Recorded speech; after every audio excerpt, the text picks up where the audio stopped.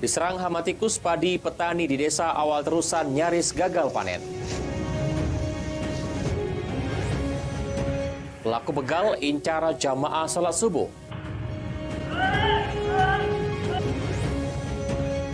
Bea Cukai Palembang gagalkan penyelundupan benih lobster.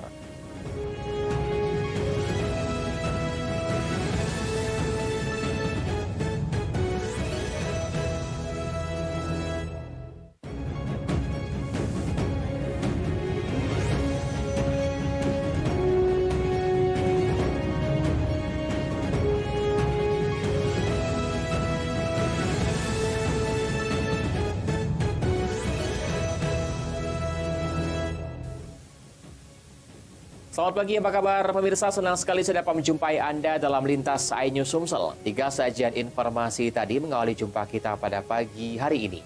Beragam informasi lainnya telah kami siapkan untuk Anda. Bersama saya, Ari Kristianto. Inilah Lintas iNews Sumsel selengkapnya.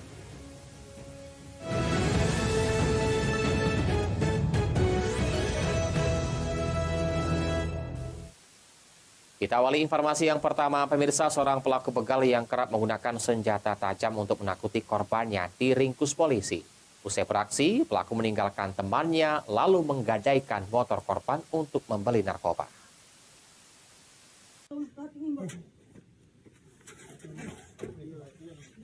Diki Wahyudi, 24 tahun, satu dari dua pelaku begal yang tak segan-segan melukai korbannya dengan senjata tajam ini tak berkutik saat ditangkap oleh unit reskrim Polsek Seberang Ulu 2 Kota Palembang. Menurut keterangan polisi, pelaku terakhir melakukan aksinya di Taman Baca Jalan Kiai Haji Asari, Kelurahan Tangga Takat, Kecamatan Seberang Ulu 2 Kota Palembang, bersama teman-temannya berinisial H yang masih dalam pengejaran polisi. Modus yang dilakukan oleh pelaku dalam aksinya yakni dengan mengalungkan senjata tajam jenis celurit ke leher korban. Korban yang ketakutan kemudian menyerahkan sepeda motor miliknya. Setelah berhasil mengambil motor korban, pelaku Diki meninggalkan pelaku dan H lalu menggadaikan motor korban untuk membeli narkoba. Kronologisnya itu si korban atas nama Dimas Putra ini sedang melaju di jalan Kaya Jalani dan dihentikan oleh tersangka, lalu dikalungkan celurit ke leher korban oleh tersangka, kemudian dimintai motor yang dikendarai tersangka tersebut.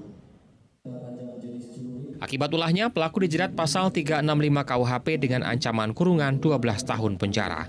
Sementara itu, polisi juga masih memburu pelaku H dan penadah sepeda motor berinisial Y. Dari Palembang, Muhammad David, iNews melaporkan. Sementara itu, seorang kakek di Alang-Alang Lebar, Palembang menjadi korban begal usai sholat subuh di masjid. Selain kehilangan sepeda motornya, kakek berusia 70 tahun ini mengalami luka di bagian wajah dan tangan karena terkena sabetan senjata tajam pelaku.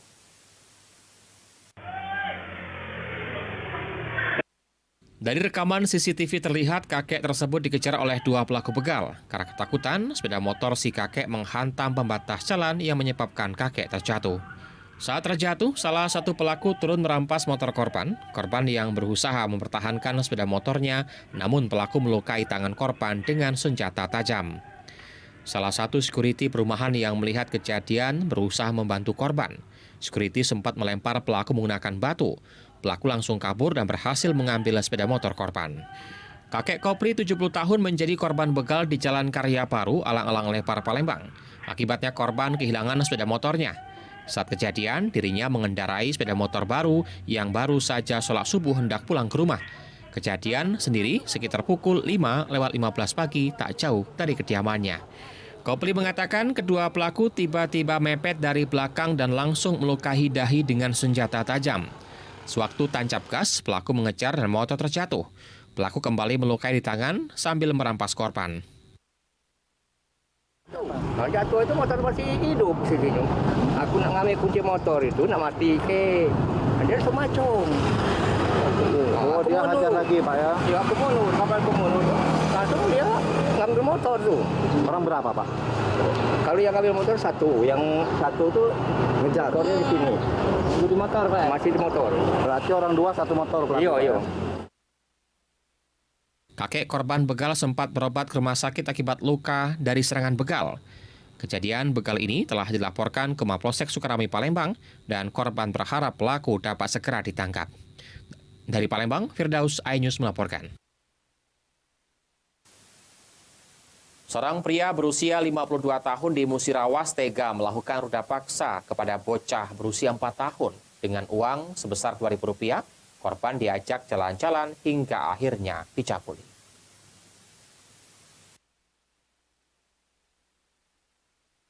Pria bejat tersebut berinisial AN, berusia 52 tahun ini tak berkutik saat petugas kepolisian Polres Musirawas melakukan penangkapan terhadap pelaku. Pelaku ditangkap polisi karena melakukan ruda paksa terhadap bocah berusia 4 tahun. Saat ditangkap polisi, pelaku mengaku meruda paksa bocah tersebut dengan alasan kemasukan setan. Kejadian pemerkosaan tersebut terjadi di pinggir sungai di Kecamatan BTS Ulu Cecar, Kabupaten Musirawas pada Sabtu 14 September lalu. Pelaku dan orang tua korban kenal dekat, sehingga dengan mudah pelaku mengenali korbannya. Saat sedang bermain, korban diajak pelaku untuk jalan-jalan menggunakan sepeda motor. Pelaku pun membawa korban ke tepi sungai dengan cara digendong. Setiba di tepi sungai, pelaku meruda paksa korban. Usai melakukan aksinya, pelaku kemudian mengajak korban pulang dan memberikan uang Rp2.000. Pelaku ini melakukan pencabulan ini dengan cara membujuk kepada si Bunga untuk diajak dikasih uang, beli jajanan dan dikasih uang 2.000 supaya ini mau diajak. Nah, Terungkapnya kasus ini? terungkapan kasus ini dari pengakuan si anaknya sendiri. Kini, akibat perbuatannya melakukan ruda paksa terhadap anak di bawah umur, pelaku terancam hukuman pidana penjara di atas 5 tahun. Dari Musirawas, Sudirman, iNews melaporkan. Tim gabungan Bea Cukai Palembang menggagalkan penyelundupan benih-bening lobster. Dari 2 pelaku yang diamankan, disita 148.091 ekor BBL senilai Rp22,2 miliar.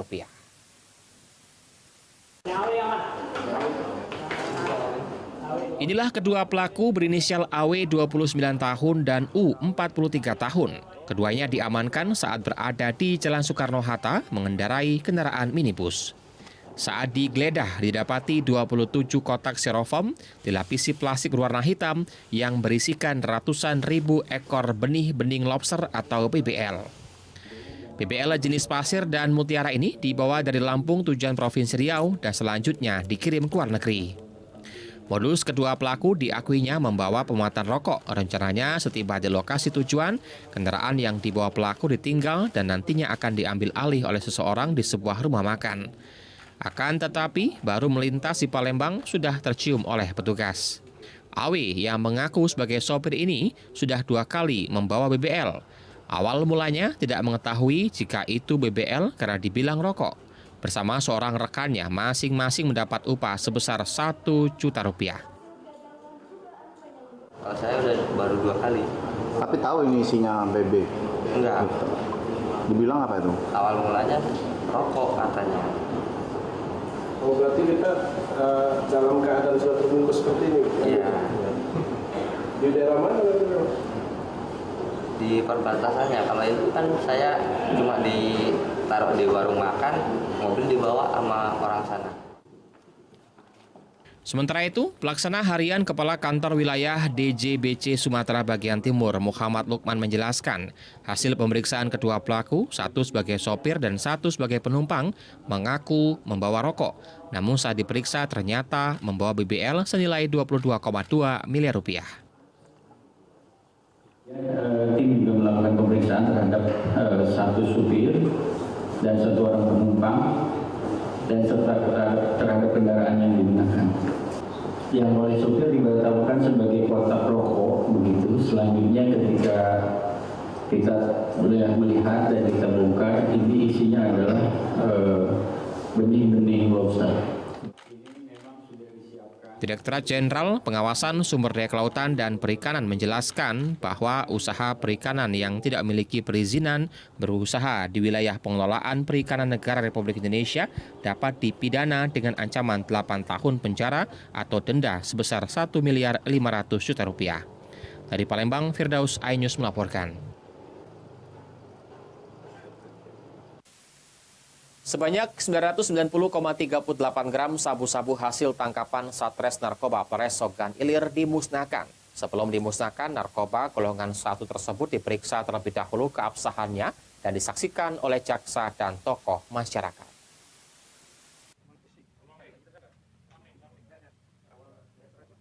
Sebanyak 990,38 gram sabu-sabu yang merupakan hasil tangkapan Satuan Reskrim Narkoba Polres Ogan Ilir dimusnahkan.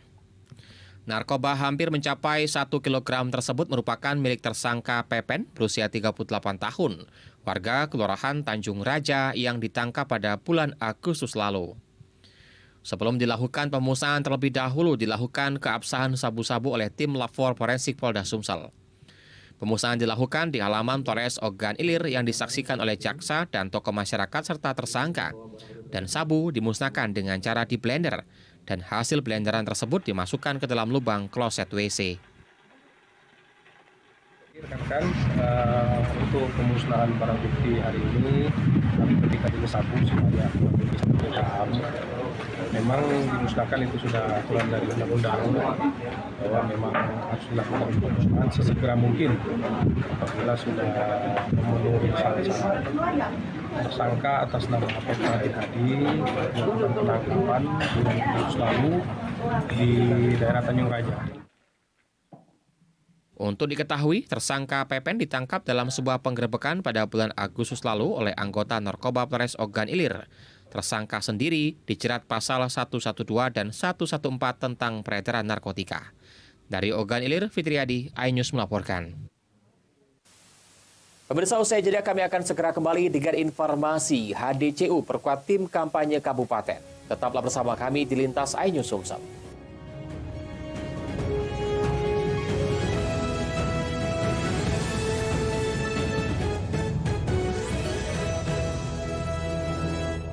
Siraman kolbu bersama Mamah Dede. Tanya Mama yuk.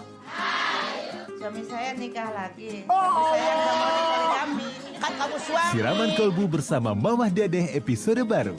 Hanya di MNC TV. Halo Surabaya, biar kabarnya. Survei membuktikan pemilih 100 itu top tontonan favorit area-area Surabaya. Ojo lali ore, yang mau nonton pemilih 100 dan program spesial MNC TV lainnya. Ayo, podo scan TV digital MNC TV karena 41 UHM. Pastikan STB kamu itu sudah terverifikasi Kominfo ya, Rek.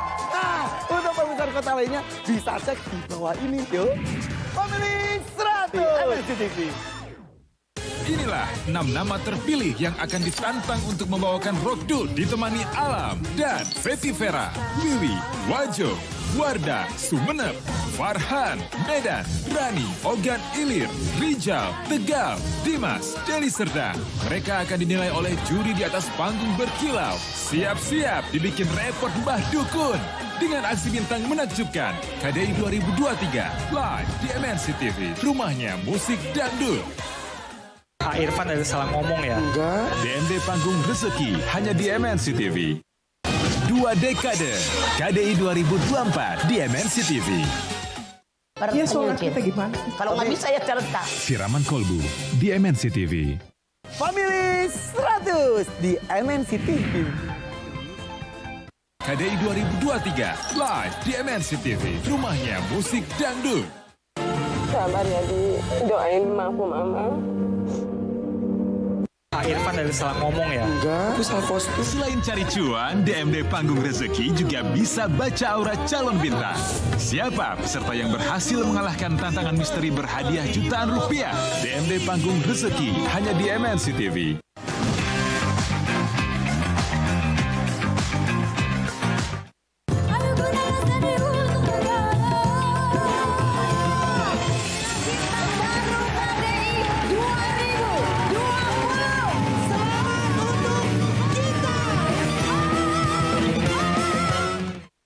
Kerasakti, Journey to the West di MNC TV. Ini kayaknya Pak Irfan ada salah ngomong ya? Enggak, itu salah posting. Selain cari cuan, DMD Panggung Rezeki juga bisa baca aura calon bintang. Kita buka aibnya semuanya. Ya, saya sama Mas Rudi jadinya Nyonya Rudi. Bisa aja. Belum. Siapa peserta yang berhasil mengalahkan tantangan misteri berhadiah jutaan rupiah? Bumi semakin panas. Bumi semakin panas. DMD Panggung Rezeki, hanya di MNC TV. 2 dekade, KDI 2024 di MNC TV.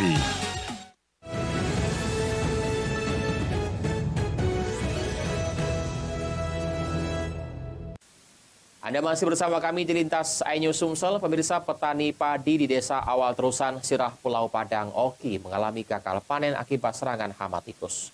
Akibat serangan hama tikus tersebut, petani mengalami kerugian hingga mencapai 50%.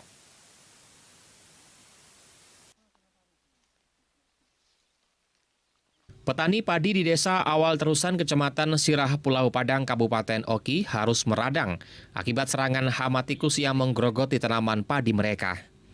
Puluhan hektar padi yang ditanam di sawah tedah hujan ini diserang hama tikus yang menyebabkan petani gagal panen hingga mengalami kerugian mencapai 50%. 1 hektar sawah petani biasanya mampu memproduksi padi lebih dari 300 ton. Akibat serangan hama tersebut, petani alami penurunan pendapatan hingga mencapai 50%. Karena terlalu banyak, petani mengaku kewalahan membasmi serangan hama tikus di sawah mereka.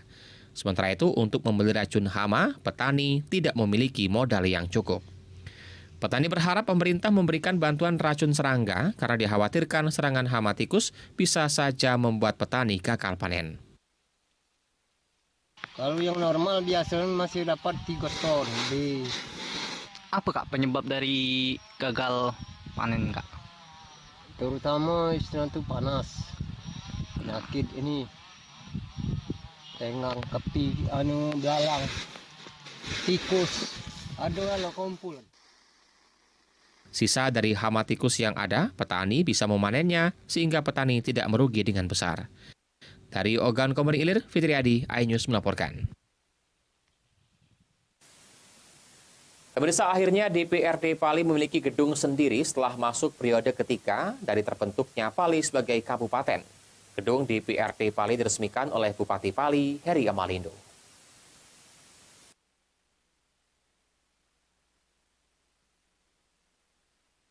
Pembangunan gedung DPRD Pali sempat terhenti di tahun 2020 akibat pandemi COVID-19 melanda dan kemudian dilanjutkan setelah pandemi. Akhirnya, gedung DPRD Pali berdiri dengan kokoh. Meskipun belum sebagian masih ada yang belum selesai, namun untuk ruang sekretariat dan anggota DPRD Pali sudah rampung dikerjakan. Saat tiba di lokasi gedung DPRD Pali di Komplek Perkantoran Pemda Pali yang tepatnya berada di Kelurahan Talang Ubi Timur, Kecamatan Talang Ubi, Kabupaten Pali. Bupati Pali, Heri Amalindo, didampingi Wakil Bupati Pali, Sumarjono, dan Ketua DPRD Pali, Asri AG, Wakil Ketua 1, Irwan ST, Wakil Ketua 2, M. Budi Hoiru, dan anggota DPRD lainnya, beserta Forkopimda, langsung melaksanakan acara seremonial. Selanjutnya, dengan disaksikan oleh pimpinan dan anggota DPRD Pali, Bupati Pali meresmikan langsung gedung DPRD Pali yang ditandai dengan penandatanganan prasasti oleh Bupati Pali, serta disaksikan juga oleh ribuan tamu undangan lainnya. Bupati Pali, Heri Amalindo, mengatakan dengan adanya gedung DPRD baru ini, semoga ke depan interaksi antara anggota DPRD dan masyarakat bisa berjalan dengan lebih baik lagi, dan aspirasi masyarakat bisa terserap sehingga kemajuan daerah makin meningkat lagi. Untuk fasilitas lainnya akan segera dilengkapi seiring dengan berjalannya waktu terkait dengan pelayanan di gedung DPRD Pali ini. Contohnya mungkin ada yang kurang-kurangan, kita tambahi, kita perbaiki lagi, sehingga aspirasi dan kegiatan masyarakat, interaksi antara masyarakat dengan dewan juga itu bisa berjalan dengan baik, dengan ruangannya baik, ruangannya bagus. Jadi masyarakat juga melihat di gedung milik wakil mereka. Pesan kami, jangan lari kalau masyarakat datang, karena ini kan wakil daripada rakyat. Jadi kalau rakyat datang, wakil yang terima. Nah, itu harapan kami tentunya biar hubungan interaksi antara masyarakat dengan wakil rakyat ini berjalan. Sementara itu, Ketua DPRD Pali Haji Asri AG mengatakan terima kasih kepada pemerintah Kabupaten Pali yang telah membangun gedung DPRD ini. Semoga bisa bermanfaat dan dijaga bersama mengingat ini adalah gedung rakyat. Pertama kami mengucapkan terima kasih kepada pihak pemerintah kabupaten dan Mani Bupati dan jajarannya yang telah bersungguh-sungguh, alhamdulillah syukur membangun gedung ini walaupun dengan banyak lika-liku karena kita diserang oleh COVID dan seterusnya. Tapi alhamdulillah syukur pada hari yang sangat baik ini tanggal 17 September 2024 ini gedung yang cukup mega ini dapat kita resmikan oleh Pak Bupati. Kami berharap dengan adanya gedung ini insya Allah pelayanan kepada masyarakat, pelayanan kepada rakyat, dan aspirasi, penyaluran aspirasi, penampungan aspirasi, dan penyorakan aspirasi. Dengan telah berdirinya gedung DPRD Pali ini, semoga Kabupaten Pali semakin maju lagi ke depannya. Dan gedung pemerintahan yang lainnya juga segera terselesaikan. Dari Pali, Bisru Silvana, iNews melaporkan. Calon Gubernur dan Wakil Gubernur Sumatera Selatan Herman Deru dan Ci Ujang mengukuhkan tim kampanye kabupaten di Kabupaten Penukal Abab, Lematang Ilir.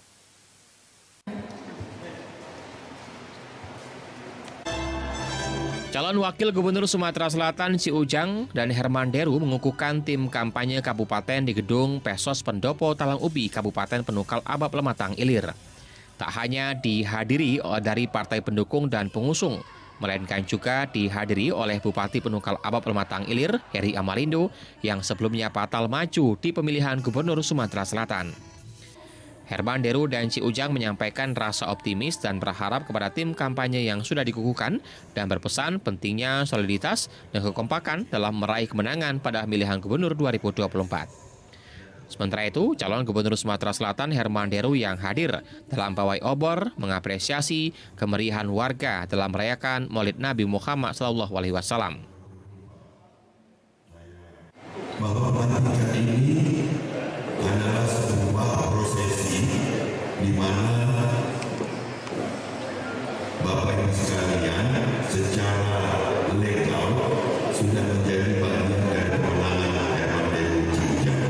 Jadi kita dapat menjaga terus, mudah-mudahan minimal sebagian besar sudah dapat dikukuhkan sebelum pengundian nomor pada tanggal 23 nanti.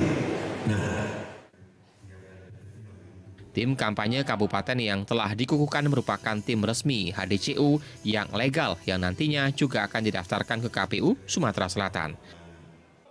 Dari Palembang, Yudo Handoko, iNews melaporkan.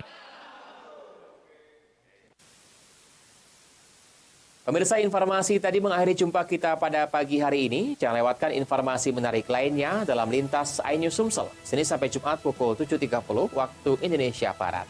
Saya Ari Kristianto mewakili teman-teman yang bertugas mengucapkan terima kasih atas kebersamaan Anda. Selamat pagi dan selamat beraktivitas.